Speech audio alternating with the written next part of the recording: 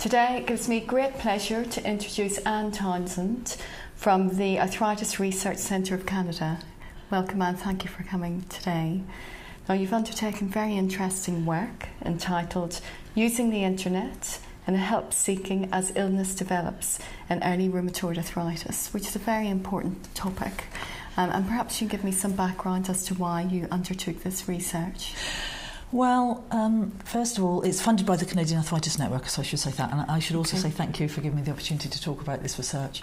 The background to it was we were doing a previous study about the experiences of people with early rheumatoid arthritis and really finding out what their experiences were in terms of finding out information about their illness, what they did, their illness actions, and how they interacted with their healthcare professionals to get a diagnosis. And from that study, we found that people, not surprisingly, were using the internet. But because we didn't really focus on the internet, we wanted to find out more. So we then conducted this study, which we're just finishing up now. So we recruited 22 people. We've interviewed them 3 to 4 times, and that was different from the previous study because we wanted to track their behaviours over a period of time. So we interviewed them for over between 12 and 15 months, so we could see what they were sort of doing in terms of changing their attitudes or behaviours. And one of the things that they were doing, not surprisingly I suppose, is going on the internet. And the internet's so accessible. Internet is so accessible. So they were all 22 people. It was 17 women and 5 men, and they were all really using the internet to certain degrees. Not all of them were relying on it, certainly, and some of them were talking about it much more than others. But what was interesting was we wanted to find out how they used it. So we wanted to find out what sort of sites they used, what they found, what was important to them, and what was trustworthy. I suppose that was one of the themes that came through. What they thought was trustworthy evidence that they were getting and trustworthy information, and that was really important to them, and I suppose that's not surprising either. So that was one of the main themes that we found. Another important theme was how we wanted to know what they then did with that information. So it was easy to understand that they felt that the information they were getting was trustworthy, but actually did that change what they did? Did it change how they interacted with healthcare professionals, for instance? And that was what I'm really interested in, that aspect of it, because it's potentially, it can change things quite significantly, I think. And particularly at that stage, whenever we think early patients but just being diagnosed with early rheumatoid arthritis, their belief system and getting information at that stage is really quite important. Yeah, and I think what the internet allows them to do, I should say that we didn't really hear that they were using the internet before they first visited their family doctor. So they didn't tend to be using the internet, or at least not telling us about that. What they tended to do was go on the internet after they'd seen their family doctor. Sometimes the family doctor wouldn't recognise their symptoms, and then they were really concerned and they wanted to find out, well, what have I got? The doctor wasn't really that helpful, and then they went to medical sites like the Mayo Clinic and Johns Hopkins University, and those two sites cropped up quite a lot in their discussion. So they wanted to get medical information, and some of them went back to their family physician and family doctor with the information from these respected medical sites and said, I think I've got rheumatoid arthritis, can you get me to see a rheumatologist, can you get me a referral? And in those cases the doctors did just that, they referred them. So that was kind of interesting because it really changed. We think it's sort of potentially, anyway, it sounds like it allowed them to have a more speedy diagnosis, which, as you know, is really important in rheumatoid arthritis. Yes.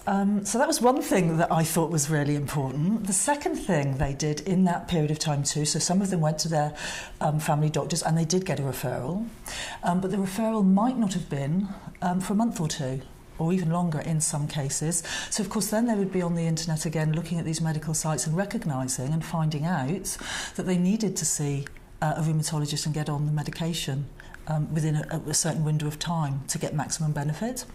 And of course they wouldn't have had any idea about that before, but they knew that from going on the internet. That kind of induced some anxieties, as you can imagine. So they were able to go back to their doctor and say, look, it's important for me to get on this medication really quickly if I've got rheumatoid arthritis. So they understood that, from going on these medical sites, which was great. So they were able to take control and feel like they were much more in control and drive things forward more quickly. So again, really important, I think. And again, so what happened then, the doctor couldn't arrange for them to see that particular rheumatologist any earlier, but what they told their doctor was, I don't mind if I have to go out of the area. just get me in to see somebody, basically. So they were much more flexible in who they could see because they recognised the importance of seeing somebody quickly. So I thought that was interesting. It's very interesting. Yeah. And whenever we think about these patients as well, they probably want to manage their illness. They're looking for information. Yes. And, their belief system as well would be very important, would come into that as well. Yeah, I think what came across was, that there was a certain amount of anxiety and they felt sort of sucked into this medical world all of a sudden. So it wasn't easy. Perhaps, the way I'm describing it, it sounds quite straightforward, I suppose.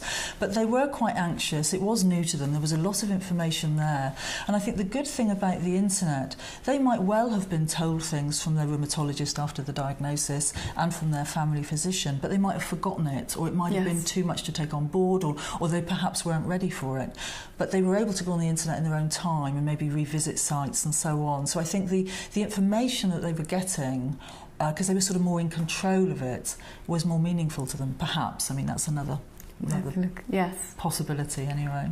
And are you planning to undertake any further research? Yeah, we've just got funding for a new study, and we're going to do a focus group actually at the end of the month.